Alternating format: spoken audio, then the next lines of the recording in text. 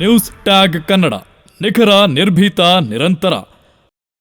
ಕಲಿಯುಗದ ಕಾಮಧೇನು ಕಲ್ಪವೃಕ್ಷರೆಂದೇ ಪ್ರಖ್ಯಾತರಾದ ಶ್ರೀ ರಾಘವೇಂದ್ರ ಗುರು ಸಾರ್ವಭೌಮರ 354ನೇ ಮಧ್ಯಾರಾಧನೆಯನ್ನು ಶ್ರೀ ಗುರುರಾಜ ಸೇವಾ ಸಮಿತಿ ವತಿಯಿಂದ ಡಾಕ್ಟರ್ ರಾಜ್ಕುಮಾರ್ ಉದ್ಯಾನವನದ ಹತ್ತಿರ ಇರತಕ್ಕಂಥ ಶ್ರೀ ಲಕ್ಷ್ಮೀ ವೆಂಕಟೇಶ್ವರ ಪದ್ಮಾವತಿ ದೇವಸ್ಥಾನದಲ್ಲಿರುವ ಶ್ರೀ ರಾಘವೇಂದ್ರ ಸ್ವಾಮಿಗಳ ಬೃಂದಾವನದ ಸನ್ನಿಧಿಯಲ್ಲಿ ಶ್ರದ್ಧಾ ಭಕ್ತಿಯಿಂದ ಆಚರಿಸಲಾಯಿತು.